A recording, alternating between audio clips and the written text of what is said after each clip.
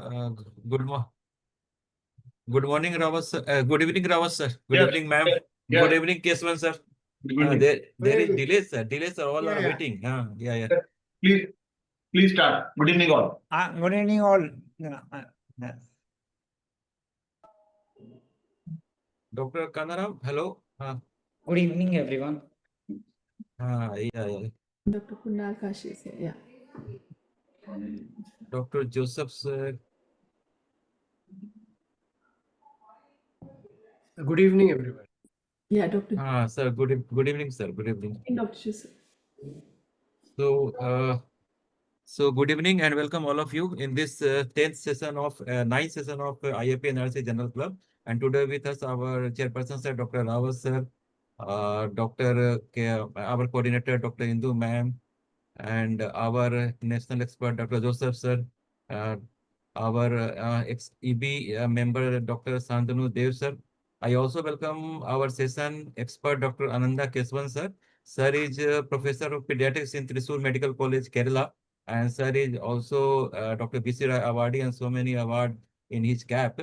I also welcome Dr. Kanaram Jat, my colleague. He is a well-known figure and he is professor in the Department of Pediatrics, AIMS, New Delhi, as well as in charge of Pediatric Pulmonology Division. And I also welcome Dr. Kunal, DM Pediatric Pulmonology and Intensive Care Fellow from the AIMS, New Delhi. And he will present today the article. And now I hand over the session to our coordinator, Dr. Indu ma'am, to take session the carry forward. Oh, welcome, ma'am. Yeah, thank you, Dr. Ajay. Welcome, everyone. And I think we have an interesting paper today to discuss. And I think which is going to be more relevant with times to come. We're looking at an era of biologicals in the future. But of course, before we look at biologicals, there is a lot to do to look at data to back it up. Because even most of the studies that we have are more adult centric and we have very little pediatric data, and therefore we need more such data and we need to review it correctly before jumping on to higher molecules in treating asthma. So without much ado, I thank NRC for this lovely platform of Journal Club.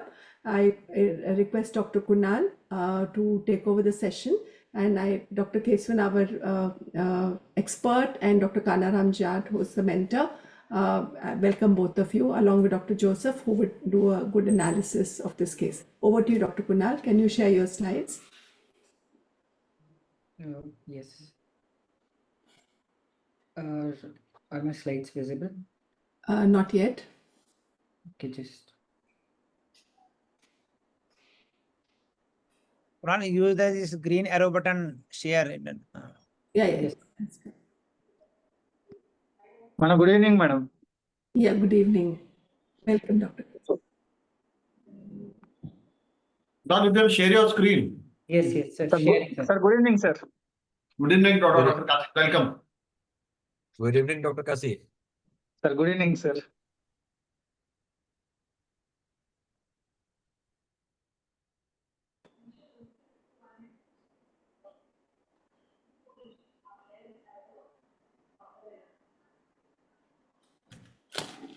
Is my screen visible?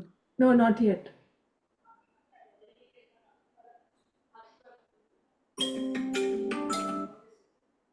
You share if there option to share the whole screen. You share. Yes, sir. I'm sharing that only, sir.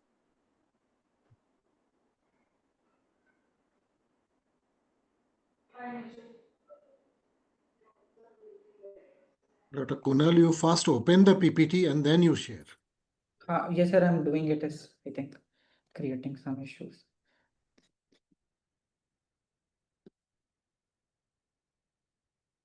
Is it visible now? Yes. Yes, it is visible and it is in the correct. Yes, it is visible. Yeah. So, good evening, everyone. Sorry for the glitch. So, I'm Dr. Kunal Kashi. I'm a senior resident in the Department of Pediatric Pulmonology and Intensive Care at AIMS, New Delhi. So, I'll be presenting the paper, Dupilumab improves lung function parameters in pediatric type 2 asthma. It was published in the Journal of Allergy and Clinical Immunology in April 2024. And it is the secondary analysis of the primary Voyage study. So the original study that was done, it was dupilumab in children with uncontrolled moderate to severe asthma. And just a background about the original study. The study was about dupilumab, role of dupilumab in children with uncontrolled moderate to severe asthma. It was designed as a 52-week phase 3 randomized double-blind placebo-controlled trial, and participants were 408 children with aged 6 to 11 years with uncontrolled moderate to severe asthma. An intervention was dupilumab versus placebo, which was given every 2 weeks with standard background therapy. The key results were they were given in type 2 inflammatory phenotype, and the results were there were significant reduction in the relative risk, that is 59.3% in the annual exacerbation rate. And lung function also showed the percentage predicted FEV1 at week 12 had shown plus 5.2% improvement in the lung function, and the asthma control, which was determined by the asthma questionnaire, which was significantly improved with dupilumab. So the conclusion was dupilumab significantly reduced exacerbation and improved lung function and asthma control in children with uncontrolled moderate to severe asthma. So asthma is the background of the current studies, asthma is one of the most common chronic disorders of children with global prevalence increasing over the last 4 decades. Children with moderate to severe asthma have more frequent exacerbation and are at risk of reduced lung function or accelerated lung decline. And the use of conventional daily ICS does not change the trajectory of lung decline. And there's a dearth of evidence on lung function improvement with biologic therapy in asthma. So taking into this background, dupilumab targets IL-4 and IL-13, which are the key drivers of type 2 inflammatory disease such as asthma, atopic dermatitis, allergic rhinitis, eosinophilic esophagitis, and food allergy.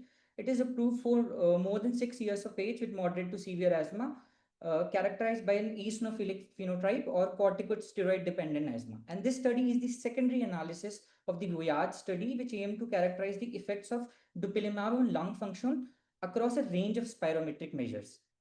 So it was a phase 3 randomized double-blinded placebo-controlled parallel group trial. It was multinational. The duration was 52 weeks. And the current study was the secondary analysis of the data that was gotten from the RCT. And the population study was children aged 6 to 11 years with moderate to severe asthma, which were uncontrolled despite standard therapy.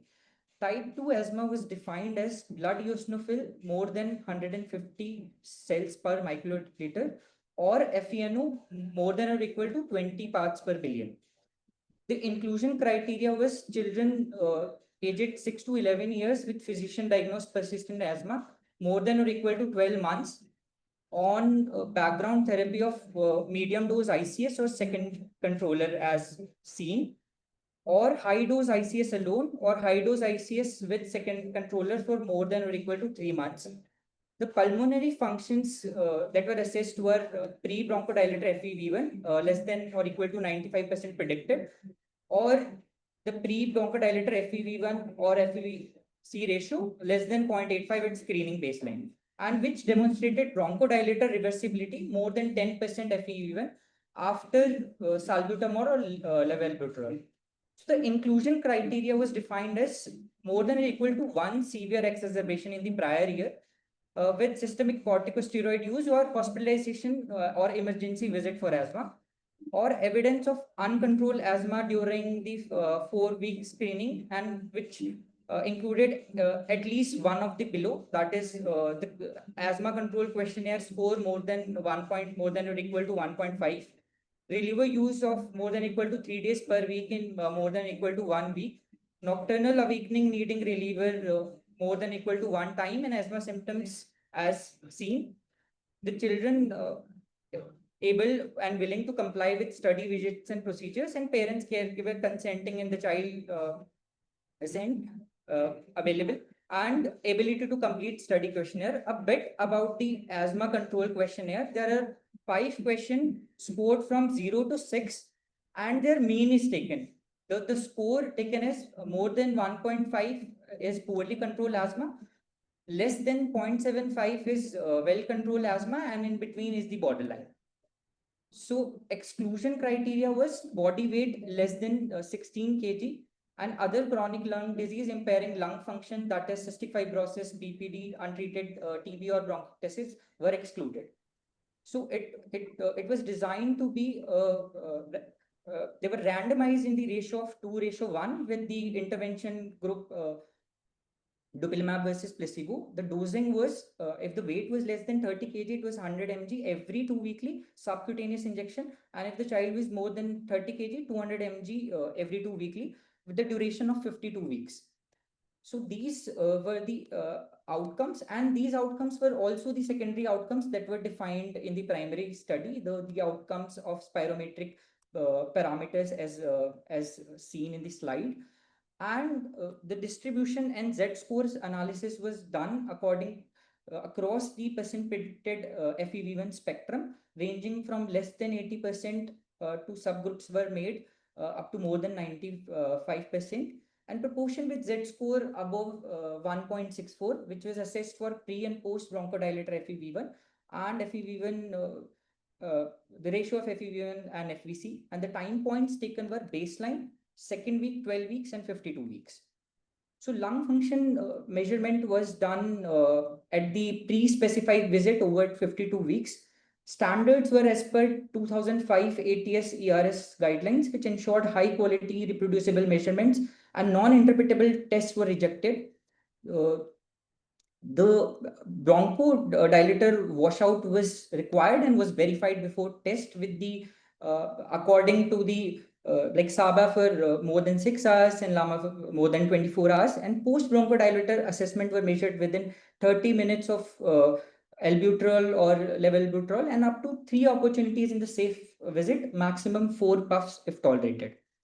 So the interpretation was not just done by the old cutoffs of the absolute value of FEV1 or the ratio. The GLI 2012 equation were used, Z-score were calculated, which took into account the age, sex, height, and race specific, and the lower limit of normal was defined as Z-score of less than 1.64. And the races were recorded into 4 GLI categories, which were white, black, African, and Asian, and others. The statistical analysis was done as intention to treat analysis, which means that the patients were analyzed according to the assigned group, irrespective of whatever intervention they received. And these were the outcomes that was predefined secondary outcomes in the original trial, as shown in the slide. And post hoc analysis, which done for the following spirometric parameters: GLI 2012 Z-score, distribution across percent predicted FEV1 categories, proportion of patients achieving percent predicted FEV1 more than 80%, and proportion of patients with Z-score more than 1.64 bronchodilators response and numbers needed to treat. So basically, so many spirometric parameters were taken, taking into account the lung function that was needed to be measured. And statistical analysis was done via mixed effects model with repeated measurements. So basically, it is a robust approach which adjusts for multiple baseline characteristics. So ensuring that the changes in spirometry were not confounded by growth, demographics, or disease severity markers, or even taking into account the missed visits by the patients. And the covariates which include the covariates included are shown in the slide: like baseline weight group, region, ethnicity, the baseline biochemical inflammatory parameters, and the doses also. And statistical analysis was done for visit, treatment, visit interaction, taking into account the age, sex, height for the parameters, and least square means were estimated for multivariate longitudinal mixed models. And distribution of pre and post bronchodilator percent predicted FEV1 were done across group, which was descriptive only and not modeled by MMR. So talking about the result, so this was the baseline demographic slide, and as you can see, so here are the demographic characteristics, the spirometric parameters, and the inflammatory markers. And as this slide is there to show that the placebo and the intervention group were very well matched. As you can see, the mean age was 9 years in placebo group, 8.9 in dupilumab group, and similar baseline characteristics, spirometric functions, along with similar inflammatory profile of eosinophil count and FeNO. So both the intervention and the placebo arm had similar baseline demographic and clinical characteristics. Talking about the result, total ITT population was 408, and as discussed, the baseline characteristics was balanced between arms. So at week 52, there was a significant difference in 0.17 liters versus placebo. Percentage predicted FEV1 of 7.75 percentage point as compared to placebo, with significant p-values in the intervention arm. The proportion achieving percentage predicted FEV1 more than 80% was 77% in the dupilumab group as compared to the placebo, and Z-score improvement of 0.74 with very significant p-values. And subsequently, at week 52, post bronchodilator FEV1 and percentage predicted FEV1 had shown 0.09 and 4.37, which were not as significant as to pre bronchodilator values, and Z score improvement of 0.46. And this all suggests that there is a better baseline control with dupilumab. So, talking about FVC and percent predicted FVC, the pre-bronchodilator FVC was 0.1 liter as compared to placebo, and the subgroups had shown significant pre-bronchodilator improvements as shown. And FEV1 and FV ratio was 3.68 as compared to the placebo with significant p-values. And the airflow obstruction was dupilumab had shown 20.6% as compared to the placebo. And the numbers needed to treat was 6:1. The numbers needed to treat means from the intervention that is given. So the number of let's say if 6 children are treated with dupilumab, additionally 1 children would benefit over 1 year, and there was a significant benefit in the small airway also measured by the FEF 25 to 75.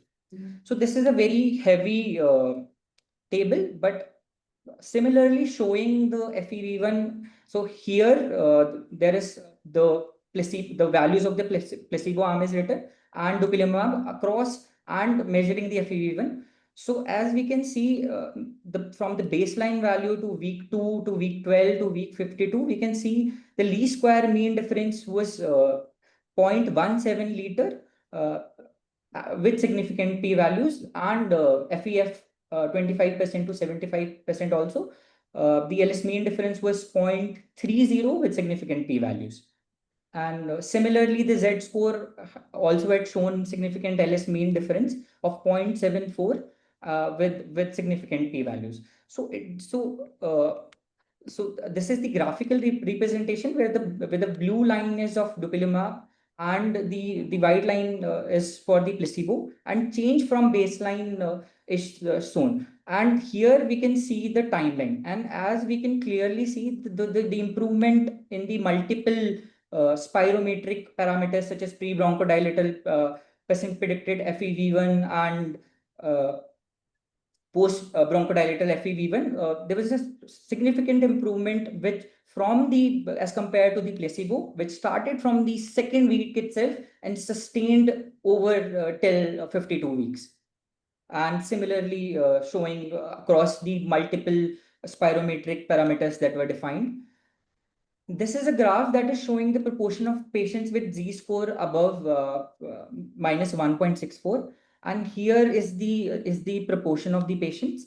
And here is the baseline second week, week 12 and week 52. And as we can see at the baseline, the placebo and the intervention group had similar proportion with 40 and 43. But by the end of 52 weeks, a significant difference was there in the proportion of patients who achieved Z score in the spirometric parameters above 1.64, as seen in multiple parameters of these multiple spirometric parameters shown in the graph.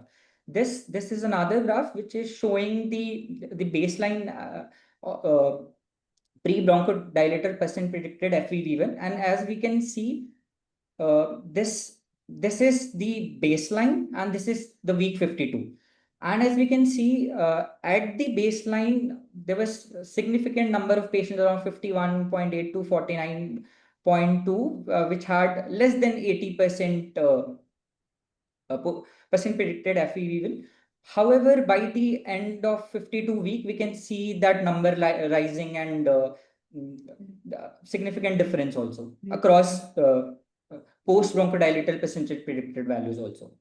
So Voyage study is one of the largest pediatric RCTs of biological assessing lung function, and it improved multiple spirometric parameters as we have seen, and effects were rapid, sustained, and clinical meaningful, which lasted over 52 weeks.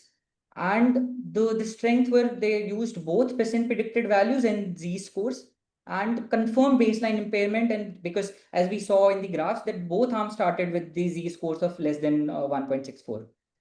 So what's the clinical relevance? The clinical relevance is that the impaired lung function in the asthmatic children may persist into adulthood, and early intervention with biologics may alter lung growth trajectory. As discussed, the effect was greater in type 2 high inflammation. And comparing dupilumab with other biologics, omalizumab in the RCT showed no consistent FEV1 improvement.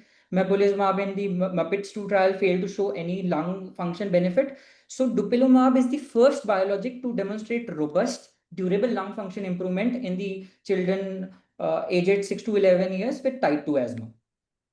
However, because some spirometric parameters and some analysis were done post hoc and there was limited power for the subgroups, there is limited racial diversity, and trial population is not always equivalent to the real world population, and further long-term and real world studies are needed. Now, before going ahead with the critical appraisal, I would like to show this table, and then I want to show this to show the difference between a reporting guideline and a critical appraisal guideline. So, for example, a reporting guideline is used for the author while writing to have a list that these all things should be in my paper to clearly show whatever parameters that they want to show. And critical appraisal guidelines are mostly for the editors or for the reader to know whether to check the methodology, to check the generalizability, to check the applicability of the paper that they are reading. And for multiple study design, the tools and the guidelines are given. So like for RCTs, the reporting guidelines is consort. For critical appraisal for RCT, the tools are Cochrane risk of bias tool, modified Zadard score, and CAS program. So we'll be using CAS for critically for doing the critical appraisal for this study. So did the study address a clearly formulated question? Yes, it did. And was the study designed to assess the outcomes of an intervention and formulated in terms of population, intervention, comparator, and outcome? Yes. So the population study was children 6 to 11 years, intervention was dupilumab versus placebo, and outcomes were multiple spirometric parameters that were well defined. So was the assignment of participant to the intervention randomized? Yes, it was randomized. It was carried by central IWRS randomization, 2:1 allocation. Allocation was concealed and identical placebo syringes were there. So were all participants who entered the study accounted for at its conclusion? Yes. Were losses to follow-up and exclusion after randomization accounted for? Yes. Were participant analyzing the study group? Yes, intention to treat analysis was used. And no, the study was not stopped early. So what's the study methodologically sound? And were the participants blind to the intervention they were given? Yes, the participants were blind. But the investigator was also blind, and the people who were analyzing were also blinded. Were the study groups similar at the start of the randomized control trial, as we had already discussed and seen the table with demographics and the spirometric parameters? Both of the study groups were very similar, and the baseline characteristics and demographics and most of the things were similar. Apart from the experimental intervention, did each study group receive the same level of care? Yes. And there was a clearly defined study protocol. Any additional intervention and the follow-up intervals were same for each study group. Were the effect of intervention reported comprehensively? Yes. And no, a power calculation was not undertaken in this study, but it was done in the primary Voyage RCT. And how were the result expressed? They were expressed with continuous outcome with least square mean differences with the confidence interval, binary outcomes, and reported with proportion numbers needed to treat an odds ratio. Was there any missing or incomplete data? It was minimal, and intention to treat principle was used. There was very low dropout rate, and potential sources of bias were acknowledged by the paper, like post hoc analysis, limited racial diversity, and sponsor involvement. And MMRM, odds ratio, NNT subgroups analysis were used for these statistics tests, and p-values were reported consistently along with all the confidence interval. So was the precision of the estimate of the intervention of the treatment effect reported? Yes, along with the confidence interval. So do the benefits of the experimental intervention outweigh the harms and the costs? Yes, they do. There was a significant improvement as seen in the intervention arm. However, a cost-effective analysis was not undertaken. And can the result be applied to our local population? Yes.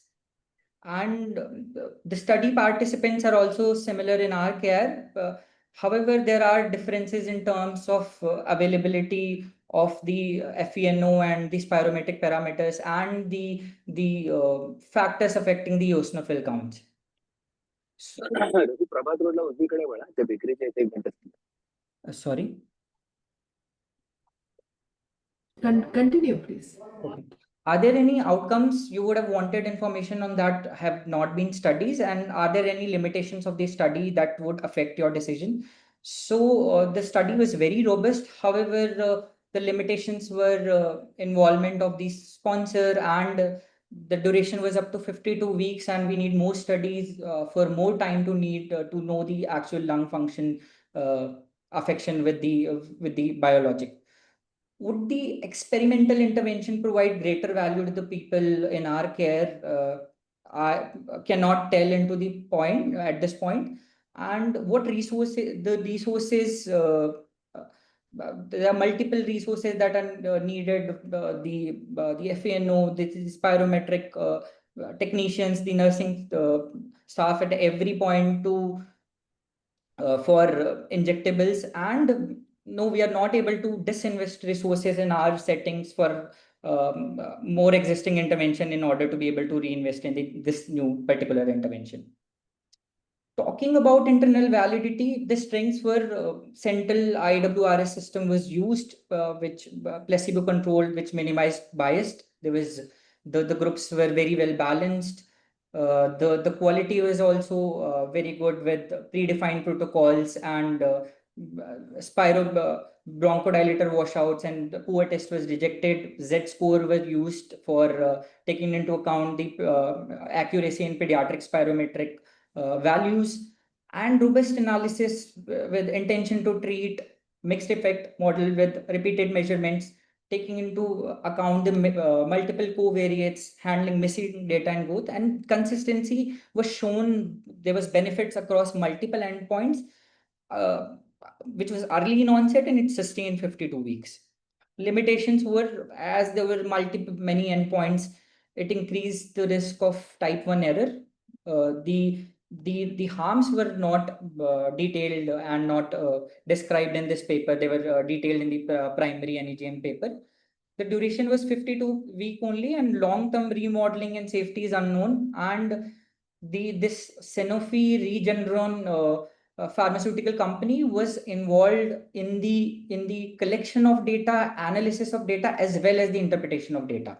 So there's a potential conflict of interest with that. So overall, when we see there's high internal validity and low risk of bias.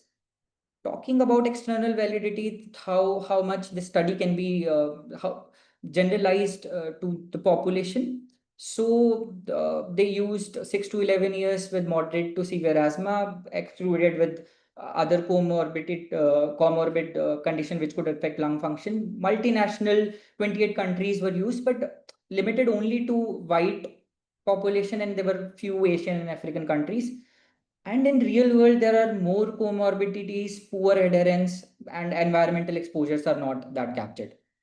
So barriers in low and middle income countries is high cost injection logistics and need for monitoring. And all patients were in the study were on optimized ICS and controllers. So it in real world scenario, it may not reflect the local underuse of inhaled steroids. And talking about outcome measurements, it was defined by eosinophils or FeNO, and FeNO is often unavailable in low income countries, and so eosinophils and with clinical phenotype might be more practical. Spirometry in real world, there are multiple factors affecting the standards of the lab, which is doing the cooperation of the child. So when we talk about external validity, so this study it can be best generalizable in if we talk about our country to urban tertiary care pediatric asthma population with access to biologics, and it would be limited to resource poor settings, children with mixed phenotypes, multiple comorbidities. And GINA 2024, it supports dupilumab for severe pediatric type 2 asthma. So taking all of this into account, external relevance is strong, but as discussed, cost effectiveness is a major limitation. This is the last slide talking about applicability in our settings. So talking about the cost, so dupilumab, two pre-filled syringes, they cost around 1 lakh rupees. And calculating, let's say, a cost for a 20 kg old child, it would come around 17 to 19 lakhs per year. And second thing, in regions with high parasitic burden, because they're defined as eosinophil count more than 150 or FeNO, so the eosinophilia may reflect infection rather than asthma inflammation, and there's a risk of misclassification of children as type 2 asthma. And as we already discussed that FeNO and pediatric spirometry availability in our country would also be should also be taken into account while applying the study. Thank you so much. Thank you, Dr. Kunal. That was a very nice and exhaustive analysis of the presentation. You've really brought out the limitations as well as the strengths of the study. Okay, so let's see what questions are there in the chat box, and then I would invite Dr. Matthews and our expert for today's session. There are some questions here. One was the first question that came in here was. 1 second. Stop sharing. Yeah. Yes. What are the side effects? What were the side effects in the intervention group? Is the first question.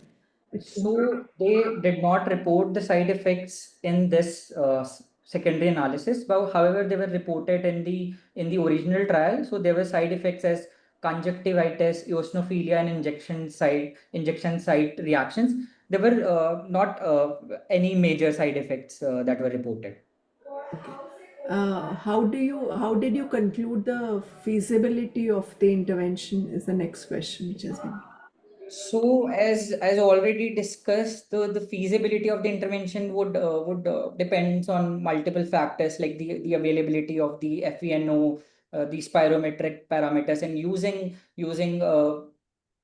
using standard labs and maintaining standards and GLI scores, along with the cost of the biologics.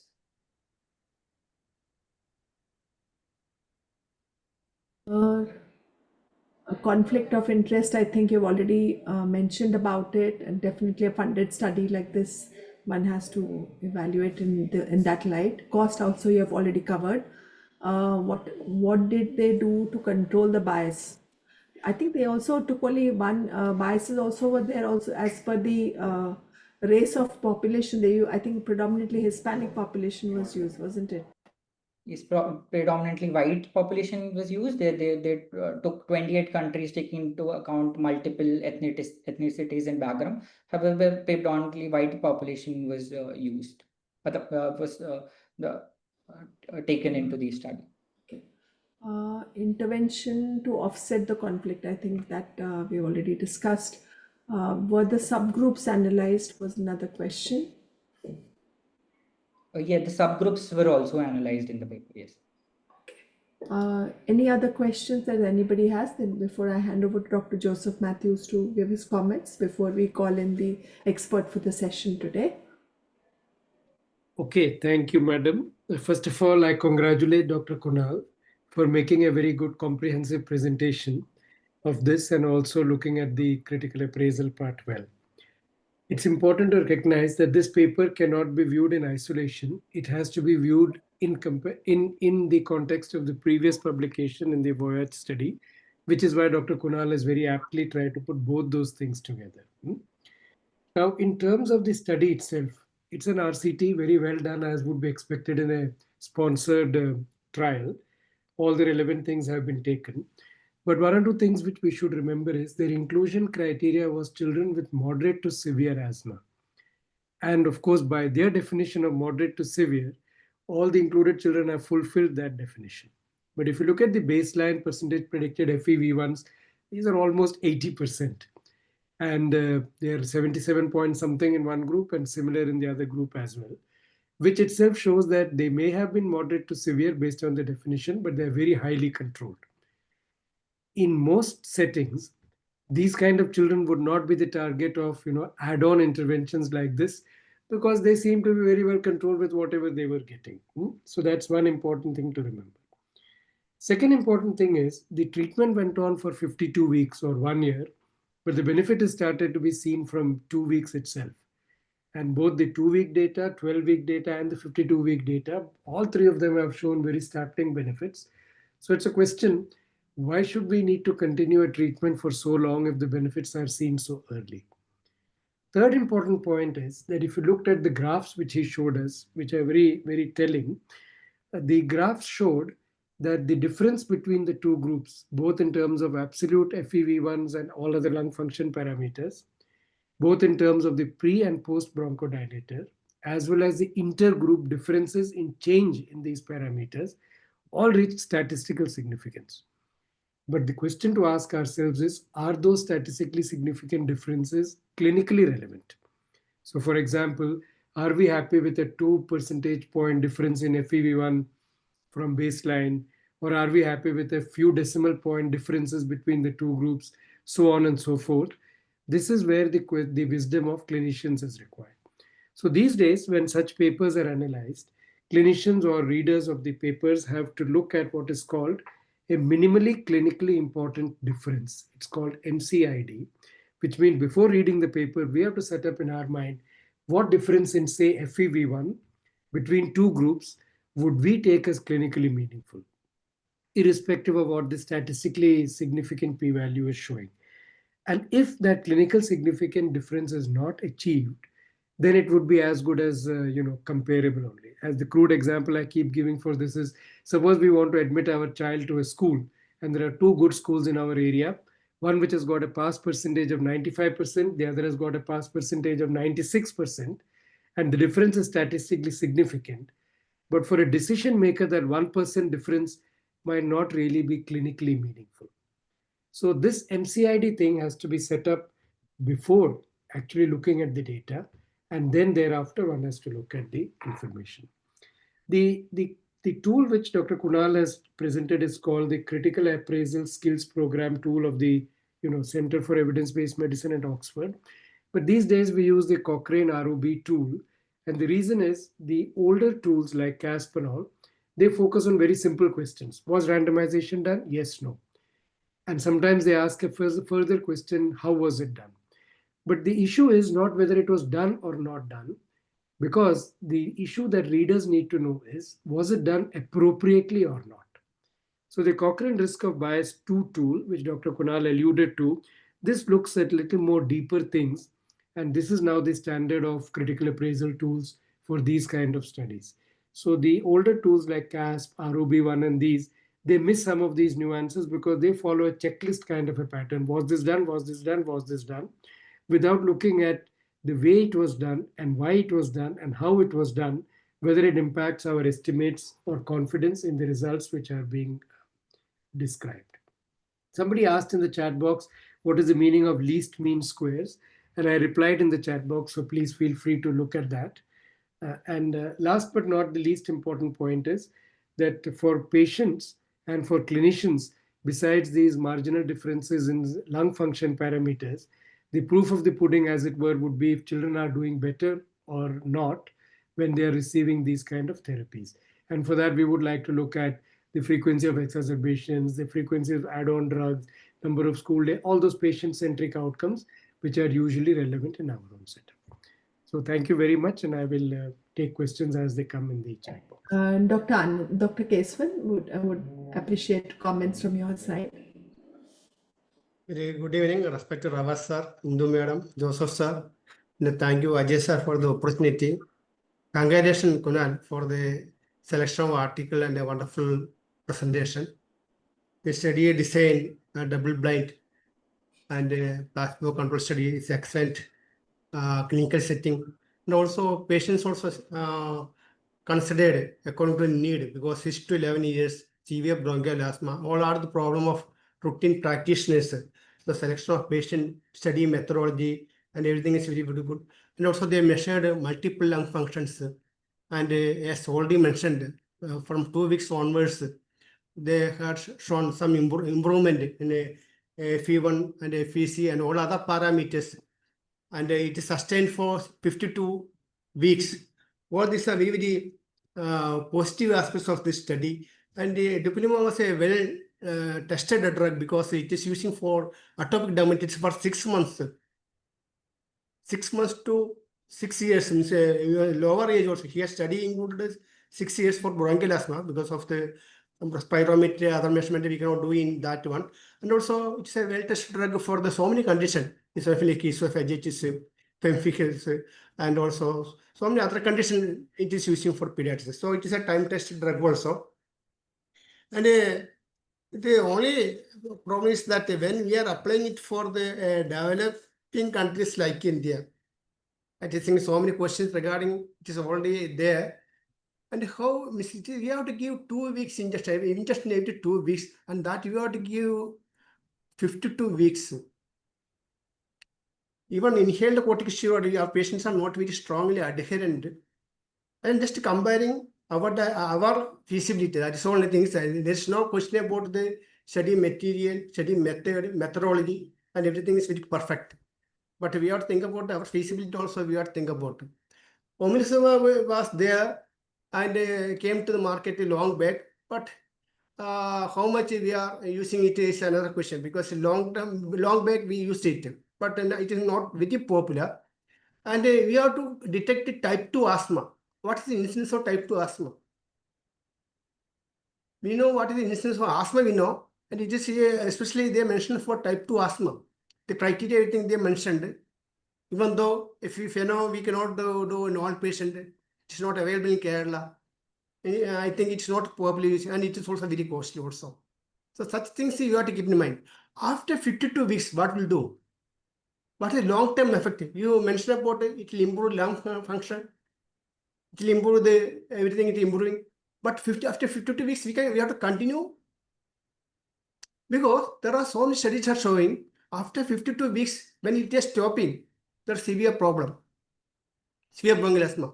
And also, I think he not mentioned side effects. 13 patients, that is a 4.3% of patients got some adverse effect. It may be minor, but 1 or 2 patients stopped also. high eosinophilia, and it may be due to, as already mentioned about Helminthias infection.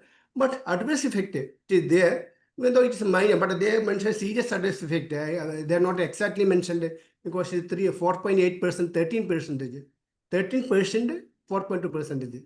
So all these things are there. Post factor, so 1 lakh rupees for one injection, you have to continue for 52 weeks. And how much it is in our setting, how it is feasible. And also in another study, the adherence to study is very low, 62% is suboptimal adherence to this therapy. In this study, I don't know what is this mentioned, 62% is suboptimal adherence to do this one.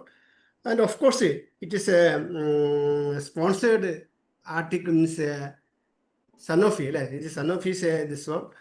And these are some concern, means what is the real incidence, means to whom it is indicated type 2 asthma, pheno, coastal therapy.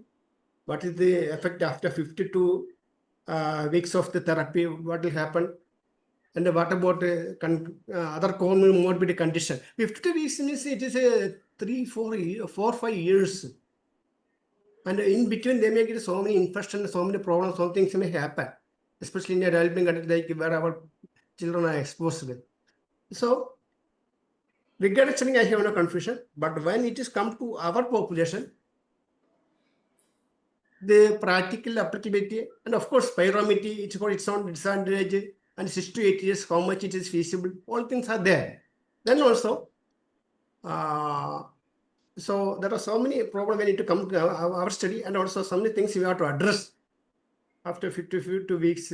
And also, we are pediatrician, we are really with the vaccination. All this biological areas, even though we completed almost all vaccine by 5 years, when you are giving a biology, you have to think about the vaccines also. So many vaccines are contraindicated during this one. I again repeating, after 5 years, there's not much vaccine, but the biology is very, very strictly contraindicated during vaccination, everything. Once again, thank you, and also a very wonderful presentation. Thank you, madam and sir. Thank you very much. Yeah, somebody had asked in the chat box whether it's available. I think it's available in the gray market, but it is not yet officially available in the country. And also, there was a question of whether why not omalizumab. I think when you are doing phenotyping, you can use, when you have a high IgE, depending on the age of the child, the value of IgE, one could use omalizumab, but omalizumab acts against two receptors, both IL-4 and IL-13. And especially in children who have atopic eczema, it has definitely a superior role. But of course, we need more data. Even there's very little scanty data, even in the adult population, we need much more data. And this being a sponsored study, it had its own limitation, which have already been highlighted by the speaker and our experts. Dr. Kanaram Judd, would you like to make some comments before we call it for today's session? Yeah. Aim of this selecting this study were 2, 3. First, that this is what I mentioned, the secondary analysis of the primary study. So such studies we always have to see in the relation to the primary study. So don't only see the isolated secondary analysis study. Second part, as we discussed, this is a very well conducted study. So we should aware how to conduct the very good study. So that's why one aim to discuss this perform the good study. But I agree with Dr. Joseph sir that mentioned we always see that this clinical effect and the statistical effect. So here, because if we increase the sample size too much, even very small effect will be statistically significant. So that we need to know that what is the clinically significant effect. Although in this primary study, there are primary outcome was this rate of the exacerbations, and there was significantly lower in the diploma group, around 60% reduction was there. So they were significantly better in that group. Although the secondary analysis also is significantly better. And third thing that we want to know how to critically appraise the different type of studies.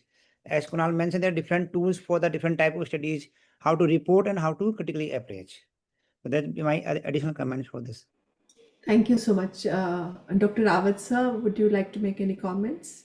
Yes, I think thank you very much, Dr. Kasi, for presenting a very good study. I think this is a very, very good preliminary data where they have shown a very good important effect on lung function, because we were in search of a good molecule which impact, because that is the most serious concern we have in our mind when we deal with children with asthma. So a drug which is having good effect on lung function, that is always welcome. So I think this is a very good conducted study where it is showing some very good results on lung function. Now, probably the take of this particular session would be two important things. First of all, when you want to appraise RCTs, as Dr. Joseph Sir has said, Cochrane Disco bias is a very good tool which gives a very good assessment of this RCT. So I think we should use more and more of Cochrane Disco bias.